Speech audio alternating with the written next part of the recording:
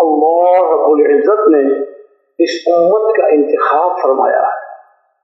اس پوری کی پوری امت کو حضور اکرم صلی اللہ علیہ وسلم والی محنت، دعوت اللہ والی محنت کا ذمہ دار بنایا.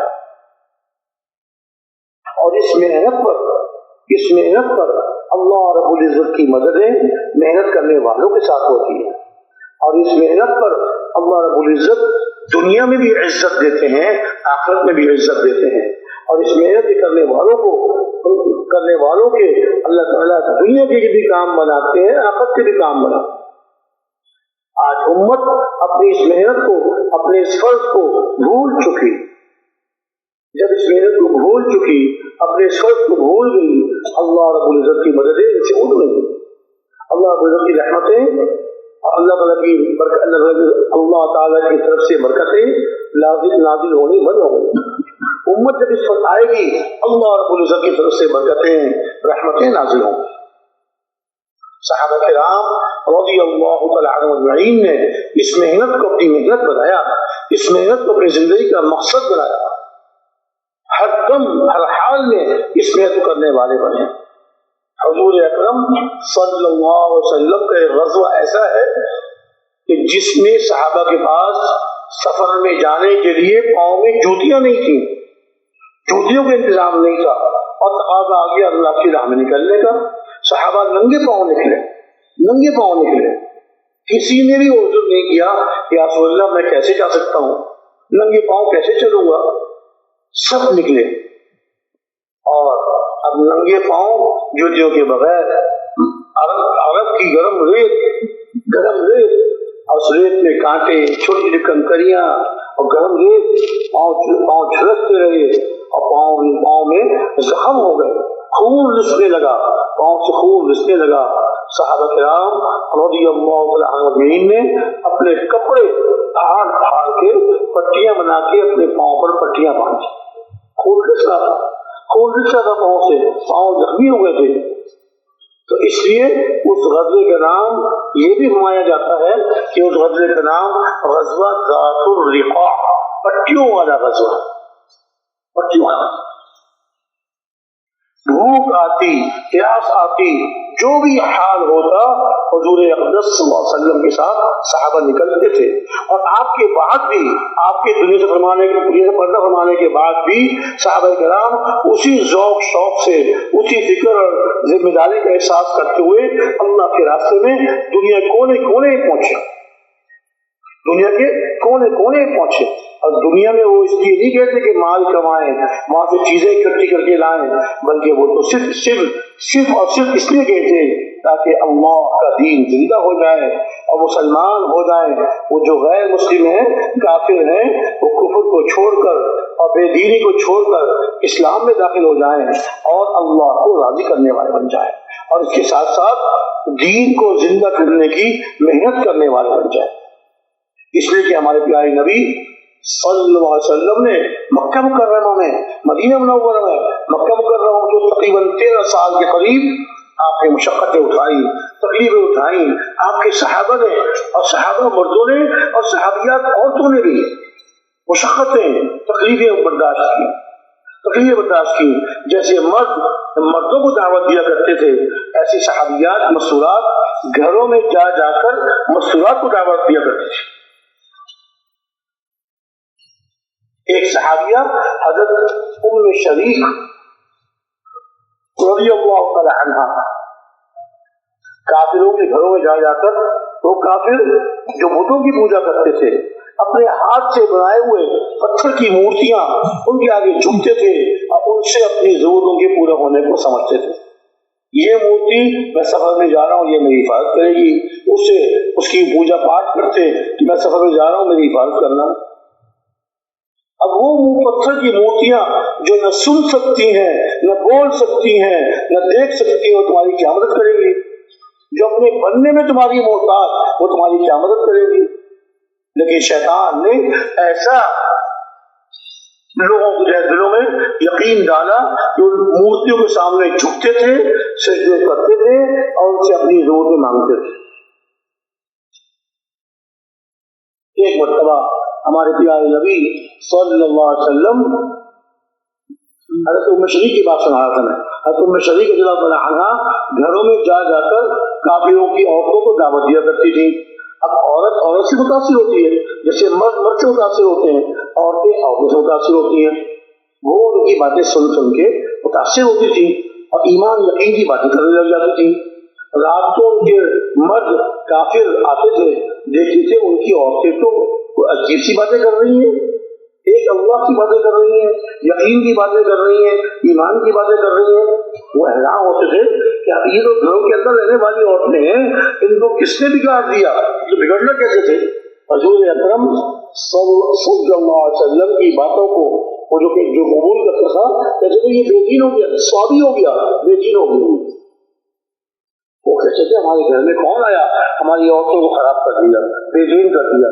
کھوج لگاتے لگاتے اس نتیجے پہنچے ایک عورت ہے جس کا نام ام شریک ہے, وہ حضرت محمد صلی اللہ علیہ وسلم کا کلمہ پڑھ چکی ہے اور وہ ہماری عورتوں کو گھروں میں ہم اپنے کام پہ چلے جاتے ہیں, پیچھے ہی آ کر ہماری عورتوں کے ذہن خراب کرتے ہیں. اب سارے غصہ چھوڑ کے بیٹھے کیا کرنا چاہیے اس عورت کے ساتھ. سوچتے سوچتے انہوں نے فیصلہ کیا کہ اس عورت کی سزا یہ ہے کہ اس کو مکہ مکرمہ سے نکال دیا جائے. جس شہر کے والدین کے سے وہ آئی ہے اس کو واپس اپنے والدین کے پاس بھیج دیا جائے, وہاں پہنچا دیا جائے. اس کو مکہ میں نہیں چھوڑ سکتے, مکہ مکرمہ نہیں چھوڑ سکتے.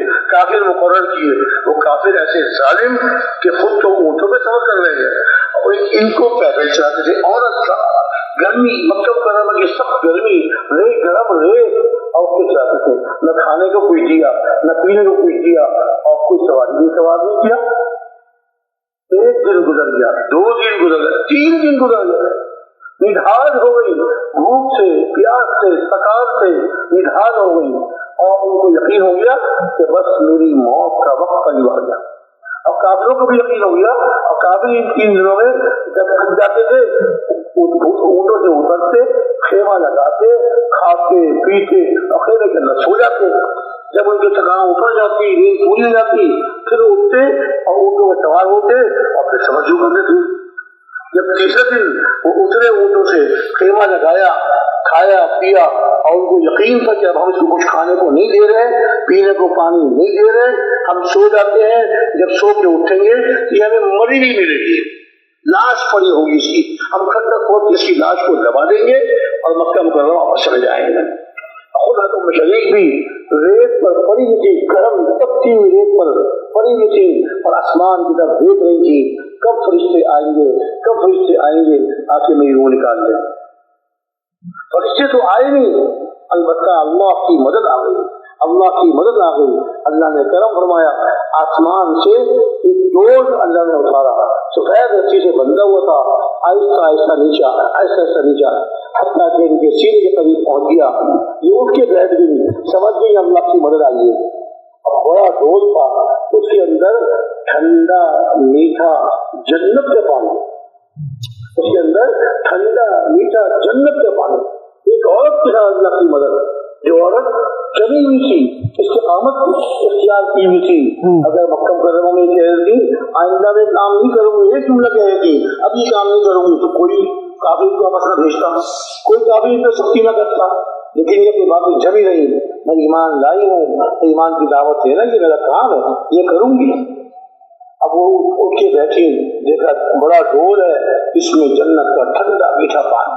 جب اس ڈول سے پانی کو پیا, ایسا پانی جنت کا کہ اس کے پینے کے بعد ان کی بھوک بھی ختم ہو گئی, ان کی پیاس بھی ختم ہو گئی, اور تکان بھی ساری دور ہو گئی. اللہ نے اس پانی میں خاصیت رکھی تھی کہ بھوک بھی ختم, پانی پینے سے پیاس بھی ختم اور تکان بھی دور ہو گئی. اور بڑا ڈھول تھا, اس سے پانی پیا, کچھ پانی کپڑوں پہ گر گیا, کچھ زمین پہ گر گیا. کپڑوں پہ گرا تو جسم کو جو گرمی لگ رہی تھی وہ گرمی لگنی ختم ہو گئی, اور جو ریت پہ گرا, زمین پہ گرا ریت تھی, تو ریت جو گرم ریت تھی وہ ٹھنڈی ہو گئی. اور وہ ڈول جب یہ پانی پی چکی, سیراب ہو گئی اور بالکل بھوک بھی ختم, پیاس بھی ختم, تکان بھی دور ہو گئی, تو وہ ڈول جس طرح آسمان سے آہستہ آہستہ اترا تھا اسی طرح آہستہ آہستہ واپس اوپر چلا گیا. اب یہ حشاد بشاد بیٹھی ہوئی ہیں, کافی سو کے اٹھ کے اس خیال سے کہ اب ام شریک تو مر چکی ہوگی, ہم اس کو دفن کر دیتے ہیں، کھڈے میں دبا دیتے ہیں، واپس چلے جائیں گے۔ باہر جب نکلے خیمے سے اپنے دیکھتے کیا ہے کہ حضرت ام شریف رضی اللہ تعالی عنہا وہ تو بشاش گلی میں، ارے ام شریف تو نے کہاں سے کھایا، تو نے کہاں سے پیا؟ اچھا اب ہم سمجھ گئے، جب ہم سو گئے تھے اپنے خیمے میں تو نے ہمارے خیمے میں گھس کر ہمارا کھانا کھایا، ہمارا پانی پیا۔ انہوں نے فرمایا نہ میں تمہارے خیمے کے اندر گئی ہوں اور نہ میں تمہارا کھانا کھایا ہے، نہ تمہارا پانی پیا ہے، جا کر دیکھ لو اپنے کھانے کو، اپنے پانی۔ یہ بھاگی خیمے کے اندر گئے اور جا کر دیکھا جو میں کھانا تھا کھجورے وغیرہ اور جو پانی تھا، نہ کھجوروں کسی نے ہاتھ لگایا نہ پانی کسی نے چھوا، اور یہ حیران ہوئے۔ پھر باہر آئے اور میں شریک جب تمہارے خیمے میں نہیں آئی، ہمارا کھانا نہیں کھایا، ہمارا پانی نہیں پیا، پھر تو نے کہاں سے کھایا، کہاں سے پیا، تیری حالت اچھی کیسے ہو گئی؟ انہوں نے سارا واقعہ سنایا کہ میں تو پڑی ہوئی تھی موت کے انتظار میں، جیسے تم کو یقین تھا مجھ کو بھی یقین تھا کہ بس اب میں مرنے والی ہوں، لیکن میرے اللہ نے، میرے رب نے کرم فرمایا، اس حال میں میری مدد فرمائی، ان کی استقامت پر، ان کی ثابت قدمی پر اللہ نے ان کافروں کے لیے ہدایت کا دروازہ کھول دیا، اور وہ ان کی بات سن کر اور جو اپنی کاروباری سنائی کیسے ڈول آیا اور میں اسے پانی پیا، پھر ڈول آسمان پہ چلا گیا، ان کی کاروباری سن کر ان کے دل میں اتنا اثر ہوا وہ کلمہ پڑھ کے مسلمان ہو گئے۔ ماشاءاللہ جب دعوت دی جاتی ہے، چاہے مرد دعوت دے، عورتیں دعوت دیں، اللہ کی مدد ان کے ساتھ ہوتی ہے۔ اب یہ کام، دعوت والا کام جیسے مردوں کے ذمے ہے ایسے مسئولات کی بھی ذمہ ہے۔ ہم مردوں نے بھی وقت لگانا ہے، اپنی مسئولات کا وقت بھی لگوانا ہے۔ ہماری مسئولات بھی اللہ کے راستے میں اپنے شوہروں کے ساتھ یا اپنے کسی محرم بیٹے کے ساتھ یا اپنے بھائی کے ساتھ یا اپنے والد کے ساتھ اللہ کے راستے میں نکلیں، اور مسئولات گھروں میں رہتی ہیں اور وہ کہیں گشت نہیں کرتی، مسئولات کے لیے گشت نہیں ہے، مسئولات ان کے پاس آتی ہیں، یہ ان کو دین کی دعوت دیتی ہیں، ایمان یقین کی بات کرتی ہیں۔ محلے کی مسئولات جو جماعت کے پاس آتی ہیں وہ ان کی باتیں سن کے متاثر ہوتی ہیں، خوش ہوتی ہیں، اور پھر ان کی ترغیب دینے سے اللہ کے راستے میں نکلنے کے لیے تیار ہو جاتی ہے۔ تو یہ مردوں کی بھی ذمہ داری ہے، مسئولات کی بھی ذمہ داری ہے۔ مردوں کے ذمے جیسے اپنی بیوی بچوں کے کھانے پینے کا انتظام کرنا، ان کی کپڑوں کا انتظام کرنا، ان کے رہنے سہنے کا انتظام کرنا، یہ مرد کے ذمے ہوتا ہے۔ اپنے بیوی بچوں کے کھانے کا انتظام کرے، اپنے بیوی بچوں کے کپڑوں کا انتظام کرے، اپنے بیوی بچوں کے لیے رہنے کا مکان کا انتظام کرے، ایسے ہی ان کی دینی حالت بھی صحیح ہو، وہ پورے دین میں چلنے والی ہو، اللہ کے حکموں کو اخلاص کے ساتھ، اللہ کے حکموں کو اخلاص کے ساتھ، اور پیارے نبی صلی اللہ علیہ وسلم کی سنتوں کو اخلاص کے ساتھ پورا کرنے والے بن جائیں۔ اس پر اپنے دوسروں کو دعوت دے کر ان کو بھی استطاع کرنے والے بن جائیں کہ وہ اللہ کے حکموں کو اور پیارے نبی صلی اللہ علیہ وسلم کے طریقوں کو پورا کرنے والے بن جائیں۔ صحابہ کرام رضی اللہ تعالی عنہم اجمعین حضور کی ایک ایک سنت پہ عمل کرتے تھے، ایک ایک سنت پہ عمل کرتے تھے۔ ایک مرتبہ حضرت عبداللہ بن عمر رضی اللہ تعالی عنہما اونٹ پہ تشریف لے جا رہے تھے، ایک جگہ سے گزرتے ہوئے انہوں نے اپنا سر ایسے نیچے کر لیا جیسے کوئی ٹہنی ہو اوپر، سر کے اوپر ٹہنی ہے، اگر میں سر اوپر رکھوں گا تو ٹہنی ٹکرا جائے گی سر سے، سر نیچے کر لیا، حالانکہ وہاں ٹہنی کوئی نہیں تھی۔ پھر جب وہاں سے کچھ آگے بڑھے فرمایا کہ آج یہاں ٹہنی نہیں ہے، آج یہاں درخت نہیں ہے، وہ درخت کاٹ دیا گیا، لیکن مجھے یاد ہے ایک مرتبہ میں اپنے پیارے نبی صلی اللہ علیہ وسلم کے ساتھ یہاں سے گزر رہا تھا، یہاں درخت تھا اور اس کی ٹہنی راستے کی طرف آ چکی تھی کہ ہمارے پیارے نبی وہاں سے گزرے تو اس ٹہنی کے اوپر آنے کی وجہ سے سر جھکا کے گزرے تھے۔ آج یہاں ٹہنی تو نہیں ہے، لیکن چونکہ اس جگہ حضور نے سر جھکایا تھا اس لیے میں نے آپ کی سنت میں آپ کے اتباع میں سر جھکایا، حالانکہ وہاں ٹہنی نہیں ہے، حضور نے ضرورت کے لیے سر جھکایا تھا، لیکن اتنا اتباع کرنے والے ایک مرتبہ یہی حضرت عبداللہ بن عمر رضی اللہ تعالی عنہما جا رہے تھے، ایک جگہ اونٹ کو روکا اور اونٹ کو بٹھایا اور پھر راستے سے ہٹ کر جیسے کوئی بات تقاضا پورا کرنے کے لیے پیشاب کرنے کے لیے بیٹھتا ہے اس طرح بیٹھ گئے، تھوڑی دیر بیٹھے رہے، پھر اٹھ کے آئے، آپ کی اونٹ پہ سوار ہوئے اور ارشاد فرمایا مجھے کوئی تقاضے کی حاجت نہیں تھی، مجھے کوئی پیشاب نہیں آ رہا تھا، لیکن ایک مرتبہ میں نے دیکھا حضور کے ساتھ سفر کر رہا تھا، حضور کو تقاضا ہوا، حضور نے یہاں اتر کے اس جگہ تقاضا پورا فرمایا تھا۔ آپ کے اتباع میں میں نے اپنی سواری کو روکا، اس کو بٹھایا، آپ کے اتباع میں میں یہاں بیٹھا۔ حضرت جی مجھے پیشاب کی عادت نہیں، اتنا اتباع کرنے والے تھے، اتنا اتباع کرنے والے تھے۔ ایک مرتبہ یہ عبداللہ بن عمر رضی اللہ تعالیٰ عنہما مدینہ منورہ میں تشریف لے آ رہے ہیں، اور لوگ کھڑے ڈرے ہوئے، بھائی کیا بات ہے کیا بات ہے؟ کہ جی سامنے ایک درندہ پڑا ہوا ہے، راستہ روکا ہوا ہے، ادھر کے لوگ ادھر، ادھر کے لوگ ادھر، بیچ میں کھڑا ہوا ہے۔ لوگوں کو چیرتے ہٹاتے ہوئے آگے بڑھے، دیکھا تو شیر کھڑا ہوا تھا، اس کا کان مروڑا، تھپڑ مارا، کہا اگر تجھے اپنی زبان میں کہہ رہے ہیں شیر سے، اگر تجھے اللہ نے ان میں سے کسی کے پھاڑ کھانے کا حکم دیا ہے تو اللہ حکم پورا کر، ورنہ جا بھاگ جا جنگل میں، یہاں کیوں کھڑا ہوا ہے، لوگوں کیوں ستا رہا ہے؟ تھپڑ مارا۔ شیر نے اپنا سر جھکایا اور مجمع سے نکلتا ہوا جنگل میں چلا گیا۔ پھر فرمایا حضرت عبداللہ بن عمر رضی اللہ تعالیٰ عنہما نے، میرے حبیب صلی اللہ علیہ وسلم نے سچ فرمایا کہ جو اللہ سے ڈرتا ہے، جس کے دل میں اللہ کا خوف ہوتا ہے، ساری مخلوق اس سے ڈرتی ہے، اور جس کے دل میں اللہ کا خوف نہیں ہوتا، اللہ کا ڈر نہیں ہوتا، ہر مخلوق اس کو ڈراتی ہے۔ جو اللہ سے ڈرتا ہے ساری مخلوق اس سے ڈرتی ہے، اور جو اللہ جس کے دل میں اللہ کا خوف نہ ہو تو پھر ہر مخلوق اس کو ڈراتی ہے۔ چھوٹے جانور چوہے سے لوگ ڈرتے ہیں، اتنا خوف آیا تھا دل میں، چوہے چوہے ڈرتے ہیں، چھپے سے نکل آئے چوہے سے ڈرتے ہیں، اور سے یہ اتنا ڈر ہو جاتا ہے، اتنا ڈر پیدا ہو جاتا ہے کہ رات کے وقت چاند نکلا ہوا ہے اور چل رہے، پیچھے اپنا سایہ پڑ رہا ہے، چاند کی روشنی میں اپنا سایہ، پیچھے کو مرد آ رہا ہے، پیچھے کو آدمی آ رہا ہے، ارے بھائی آدمی نہیں تیرا اپنا سایہ، نہیں میں خود دیکھا آدمی آ رہا ہے۔ جب اللہ کے دل سے اللہ کا خوف نکل جاتا ہے کہ ہر چیز اس کو ڈراتی ہے، اللہ کا خوف، اللہ کے ڈر سے، اللہ کے خوف سے، اللہ کے ایک حکم کو پورا کرنا، اللہ کے ایک حکم کو پورا کرنا، سمجھ میں آئے سمجھ میں نہ آئے، میں تو اللہ کے حکم کو پورا کرنا ہے، اور پیارے نبی صلی اللہ علیہ وسلم کے طریقوں کو پورا کرنا ہے، اور یہ اللہ کے حکم پیارے نبی کے طریقے اخلاص کے ساتھ، اللہ کی رضا کے جذبے سے، کوئی اور جذبہ نہیں ہے میرا، صرف اور صرف اللہ کو راضی کرنے کا جذبہ ہے، صرف اور صرف اللہ کو راضی کرنے کا جذبہ ہے۔ میرے اللہ مجھ سے راضی ہو جائیں، اللہ مجھ سے راضی ہو کر میری محنت کوشش کو قبول فرما کر اللہ تعالیٰ ہدایت کو عام فرما۔ دیکھیے ہم ایک کو دعوت دینا یہ ہماری ذمہ داری ہے، اس امت کی ذمہ داری ہے۔ ارشاد فرمایا جسے میں نے بھی قرآن پاک کی آیت پڑھی تھی کہ تم بہترین امت ہو، لوگوں کی نفع رسانی کے لیے، لوگوں کو نفع پہنچانے کے لیے نکالے گئے ہو، اچھی بات کا حکم کرتے ہو، بری بات سے روکتے ہو، اور اللہ تعالیٰ کی ذات عالی پر ایمان رکھتے ہو۔ اگر عمر بن خطاب رضی اللہ عنہ نے ارشاد فرمایا اگر امت یہ چاہے کہ خیر امت بن جائے، جیسے اللہ رب العزت نے ارشاد فرمایا، اس کو چاہیے وہ اعمال کرے جو اللہ رب العزت نے اس آیت میں ارشاد فرمایا۔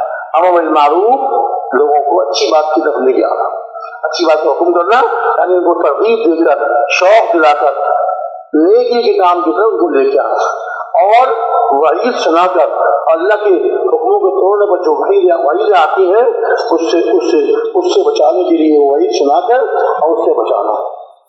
اور یہ بچانا، یہ نیکی کی طرف لانا، یہ نرمی کے ساتھ، اکرام کے ساتھ، غصہ نہیں ہے تبلیغ میں، ڈانٹ ڈپٹ نہیں ہے تبلیغ میں تو نرمی ہی نرمی ہے، محبت ہی محبت ہے، اکرام ہی اکرام ہے، اکرام ہی اکرام ہے، محبت ہی محبت ہے، نرمی ہی نرمی ہے،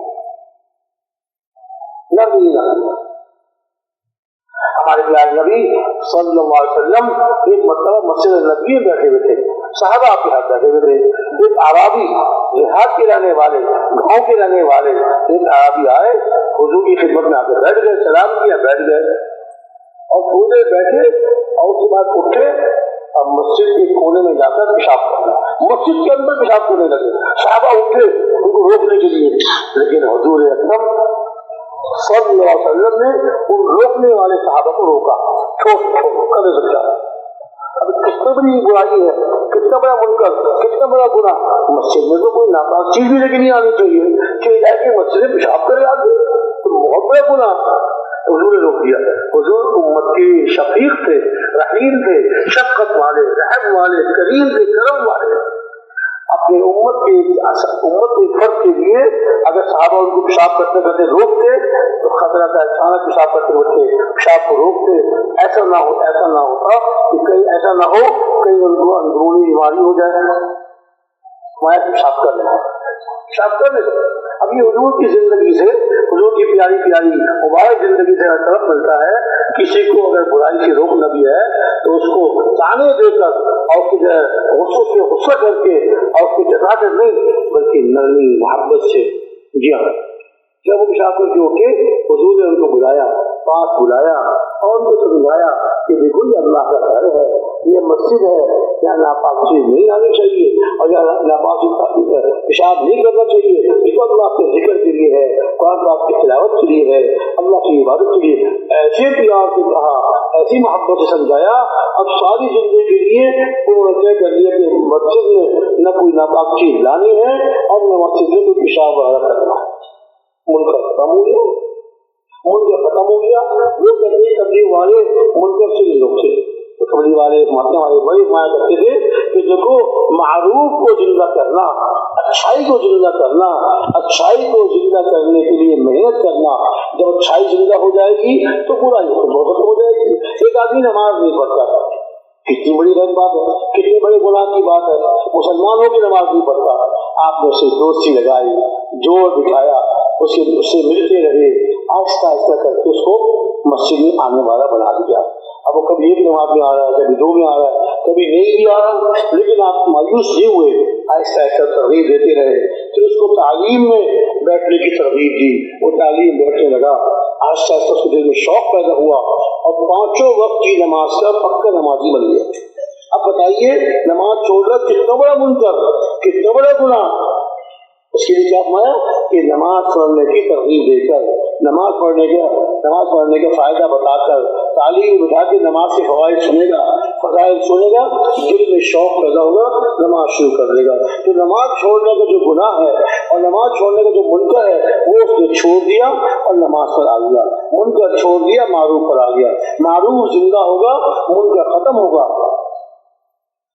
معروف زندہ ہوگا, منکر ختم ہوگا. جی, ہمارے پیارے نبی صلی اللہ علیہ وسلم کے پاس ایک آدمی آیا, یا رسول اللہ مجھے زنا کی اجازت دے دیجیے. استغفر اللہ, کتنا بڑا گناہ, کتنا بڑا گناہ, کتنا بڑا حرام. صحابہ کیش میں آ گئے, صحابہ بے چین ہو گئے, کیا کہہ رہا ہے. ایک تو مجھے کہا اس کی اجازت مانگ رہا ہے, اب کس سے, حضور سے. صحابہ تو غصے میں آ گئے, کیش میں آ گئے. حضور نے اس کو پاس بلایا اور سکھایا, سمجھایا اس کو, تو دیکھو تم کیا پسند کرو گے کہ تمہاری بہن کے ساتھ برا یا ہرگز تمہاری ماں کے ساتھ, تمہاری بیوی کے ساتھ, تمہاری بیٹی کے ساتھ ایک ایک رشتے دار کا, خاتون رشتہ خاتون کا نام لے لے کے. اب وہ ہر ایک پہ کہہ رہے ہرگز نہیں. جیسے تم نہیں چاہتے ایسے کوئی مسلمان نہیں چاہتا کہ اس کے مستورات پر کوئی بڑا کام کیا جائے. پھر اسے قریب بلایا, اس کے سینے پہ ہاتھ رکھا اور دعا فرمائی, اے اللہ اس کے دل کو اور اس کی شرمگاہوں کو گناہ سے پاک. وہ کہتے ہیں کہ جتنا مجھے یہ برا کام اچھا لگتا تھا اب اتنا ہی زیادہ برا لگنے لگا. عرض یہ ہے کہ ہم نے ایک ایک نیک کام کے لیے, ایک ایک معروف کے لیے محنت کرنی ہے. اللہ رب العزت معروف کو زندہ فرمائیں گے, منکر مٹے گا. اچھائیاں زندہ ہوں گی, برائیاں ختم ہوں گی. اور جب دعوت کی جاتی ہے اللہ رب العزت دعوت کی برکت سے اللہ باطل کو توڑتے ہیں, باطل کو ختم کرتے ہیں. دعوت والے کام کو اپنا فریضہ حیات, اپنی زندگی کا اصل فرض, اس کو ہم قرار دیتے ہیں. جیوں گا تو اسلام کے ساتھ اور مروں گا تو اسلام کو کرتے کرتے. میرا اوڑھنا بچھونا, میرا سونا جاگنا, میرا جینا مرنا اسلام کے ساتھ. صحابہ کرام رضی اللہ تعالیٰ عنہم نکلتے تھے اللہ کے راستے میں, محنت کرتے رہتے تھے. یہ تو اللہ تعالیٰ وہاں اسلام کو زندہ پہنچ دیا کرتے تھے اپنی قدرت سے, وہاں والوں کو ہدایت دیا کرتے تھے, یا پھر ان کی وہاں موت آ جاتی تھی, یا اگر جنگ ہوئی تو اس میں شہید ہو جاتے تھے. ہر تقاضے کو صحابہ نے قربان کیا، ہر تقاضے کو قربان کیا دین کی دعوت کے لیے۔ ہم بھی اس کو اپنی زندگی کا مقصد بنائیں، اصل کام بنائیں کہ مرتے دم تک اس کام کو اپنا مقصد بنا کر، اپنا اصل کام بنا کر اس کام کو ہم نے کرنا ہے۔ آپ سب میں سے بہت سے حضرات نے ہمارے محترم حاجی محمد عبد الوہاب صاحب رحمۃ اللہ علیہ کے بیانات سنے ہوں گے، اپنے اکثر بیانوں میں اور اکثر یہ فرمایا کرتے تھے میرے بھائیوں اس کام کو اپنا کام بنا لو۔ کہ وہی سنا آپ لوگوں نے سنا، حاجی صاحب کے بیانوں میں سنا ہی نہیں سنا آپ لوگوں نے، کوئی جواب نہیں دے رہے آپ لوگ؟ ہاں بہت سے لوگوں نے سنا، اکثر فرمایا کرتے تھے میرے بھائیوں اس کام کو اپنا کام بنا لو، اس کام کو اپنا کام بنا لو۔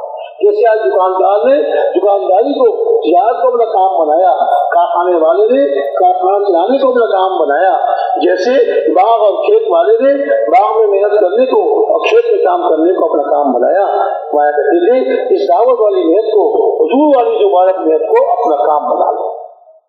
اس کے لیے سب تیار ہیں انشاءاللہ؟ دیکھیے اس لیے بھائی ایک چلہ کافی نہیں ہے، 3 چلہ کافی نہیں، یہ تو ساری زندگی کا کام ہے۔ جس طرح صحابہ کرام رضی اللہ تعالیٰ عنہ اجمعین نے دعوت والی محنت کو اپنی زندگی کا مقصد بنایا، ہر حال میں کرنے والے بنے، ہر حال میں کرنے والے بنے۔ ایک صحابی تھے، نئے نئے مسلمان ہوئے تھے، جب تبوک کا سفر آیا وہ حضور کی خدمت میں حاضر ہوئے۔ تبوک کا سفر بہت سخت سفر تھا، سخت گرمی تھی، اور اس کو جیش العسرہ بھی کہتے ہیں، تنگی کا لشکر۔ صحابہ کے پاس سواریاں بھی نہیں تھی، ایک ایک سواری پر 7 8 صحابہ باری باری سوار ہوتے تھے، اور لمبا سفر تھا، گرمی سخت۔ اور اس میں حضور نے فرمایا کہ یہ صحابی جو نئے نئے صحابی بنے تھے، نئے نئے مسلمان ہوئے تھے، حضور کی خدمت میں حاضر ہوئے، عرض کیا کہ یا رسول اللہ میرے لیے دعا فرما دیجیے، اللہ تعالیٰ مجھے تبوک پہنچا دے، اپنے راستے میں تبوک پہنچا دے، اور وہاں جا کر میں شہید ہو جاؤں، اللہ کی راہ میں شہید ہو جاؤں۔ حضور نے ہاتھ اٹھائے اور دعا فرمائی، اے اللہ میں اس عبداللہ ذو البجاجین کی خون کو کافروں پہ حرام کرتا ہوں۔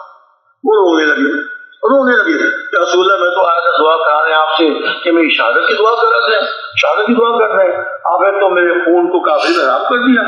ارشاد مایا اے عبداللہ تم تبوک چلو ہمارے ساتھ اور تبوک پہنچ جاؤ، اور وہاں پہنچ کے تم کو بخار چڑھ جائے، بخار تیز ہو جائے اور تیز ہو جائے اور تیز ہو جائے، حتیٰ کہ اس بخار کی شدت میں تمہارا انتقال ہو جائے، تب بھی تم شہید ہو۔ خوش ہو گئے، سفر کیا حضور کے ساتھ، جیسے بھی سفر کیا مشقتوں کے ساتھ، تکلیفوں کے ساتھ پہنچ گئے تبوک، اور ویسے ہی ہوا جیسے حضور اکرم صلی اللہ علیہ وسلم نے ارشاد فرمایا تھا۔ وہاں پہنچ کے ان کو بخار چڑھ گیا، بخار تیز ہو گیا اور تیز ہو گیا اور تیز ہو گیا، حتیٰ کہ اسی بخار کی شدت میں ان کا انتقال۔ حضرت عبداللہ بن مسعود بڑے اونچے صحابی رضی اللہ تعالیٰ عنہ فرماتے ہیں کہ رات کا وقت تھا، میں قبرستان کے پاس سے گزر رہا تھا تو میں نے دور سے قبرستان میں روشنی دیکھی۔ میں نے کہا اس وقت رات میں قبرستان میں کون آیا ہے، کس کو دفن کرنے آیا ہے؟ میں قبرستان کے اندر گیا تو وہاں جا کر دیکھا کہ ہمارے پیارے نبی صلی اللہ علیہ وسلم خود بنفس نفیس قبر کے اندر اترے ہوئے ہیں، حضرت ابوبکر صدیق اور حضرت عمر فاروق رضی اللہ عنہ ارشاد مارے لاؤ اپنے ساتھی کو، اپنے دوست کو مجھے دو تاکہ میں اپنے ہاتھوں سے قبر میں اتاروں۔ یہ کون تھے؟ یہ وہی عبداللہ ذو البجاجین صحابی تھے۔ حضور نے ان سے لے کر اپنے ہاتھوں سے، اپنے دست مبارک سے قبر میں ان کو اتارا۔ اس کے بعد قبر کو ڈھکا لکڑیوں سے یا اینٹوں سے، جس سے بھی ہوا، اور اس کے بعد مٹی ڈالی۔ جب قبر تیار ہو گئی اب حضور اکرم صلی اللہ علیہ وسلم نے ارشاد فرمایا، دعا کی، اے اللہ میں آپ کا نبی، میں اس عبداللہ ذو البجاجین سے راضی ہوں، اے اللہ آپ بھی اس سے راضی ہو جائیے، میں اس سے راضی ہوں، اے اللہ آپ بھی اس سے راضی ہو جائیے۔ یہ وہ صحابی تھے جو کفر کی حالت میں ان کے دل میں اسلام کی محبت آئی تھی۔ اپنے چاچا کو کہا کہ میں اسلام لے آنے جا رہا ہوں، چاچا غصے ہو گئے، میں نے جو تجھے والد کا بچپن میں انتقال ہو گیا تھا، میں نے جو تجھے اونٹ دیے ہیں، تجھے بکریاں دی ہیں کہ اپنا کاروبار کر، سب چھین لوں گا اور تیرے کپڑے بھی اتار لوں گا۔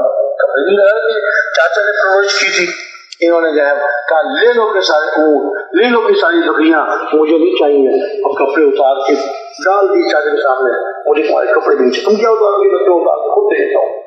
والدہ کے پاس گئے، والدہ نے کہا عبداللہ عبدالعزیٰ، ان کا جاہلیت میں نام تھا عبدالعزیٰ، عبدالعزیٰ تجھے کیا ہو گیا؟ رنگ دھرم ماں کے پاس چلا آ رہا ہے، یہ سارا واقعہ سنایا کہ میں تو زندگی اسلام لانے کی امید تھا، لیکن ان کے دل میں اسلام کی محبت نہیں آئی، لیکن میں تو اب اسلام کا انکار کرتے کرتے اسلام لانے کا انکار کرتے کرتے کافی عرصہ گزر گیا، اب مجھے یہ فکر نہیں کہ میری موت نہ آ جائے کفر میں، اس لیے میں تب جا رہا ہوں مدینہ پڑا۔ والدہ نے یہ سنا، ایک بڑی چادر دے دی، انہوں نے بیچ میں چادر کاٹی، آدھی چادر کی لنگی بنائی، آدھی چادر اوپر اوڑھ لی، مدینہ میں پہنچ گئے، اپنی دنیا کو لاٹ مار کر سب کچھ چھوڑ کر یہاں آئے۔ حضور نے فرمایا کہ میں اے اللہ میں اس سے راضی ہوں، میں آپ کا نبی ہوں، میں اس سے راضی ہوں، اے اللہ آپ بھی اس سے راضی ہو جائیے۔ عبداللہ بن مسعود بڑے صحابی، بڑے جلیل القدر صحابی ہونے کے باوجود فرماتے ہیں ان کا یہ اعزاز دیکھ کر میں نے کہا کاش ان کی جگہ میں ہوتا اور آج مجھ کو حضور اکرم صلی اللہ علیہ وسلم اپنے دستے باز عمل میں اتارتے اور میرے لیے دعا فرماتے۔ دعوت والا کام کرتے کرتے اللہ راضی ہوتے ہیں اور اس کی دنیا بھی بناتے ہیں، آخرت بھی بناتے ہیں۔ تو میرے بھائی دوستو بزرگوں، ہم نے اعمال کرنے ہیں، حضور کی سنت پہ عمل کرنا ہے اخلاص کے ساتھ، صرف اور صرف اللہ کو راضی کرنے کے جذبے سے، اور کوئی جذبہ نہ ہو ہمارا میرے اللہ مجھ سے راضی ہو جائے، میرے اللہ مجھ سے راضی ہو جائے، اور اس مبارک محنت کو اپنی زندگی کا مقصد بنانا، اپنا اوڑھنا چھونا، اپنا جینا مرنا، ان صلاتی و نسکی و محیای و مماتی للہ رب العالمین، میری عبادتیں اور میری قربانیاں اور میرا جینا اور میرا مرنا سب اللہ کے لیے، اس کے لیے بھائی اللہ کے لیے، ایک اللہ کے لیے۔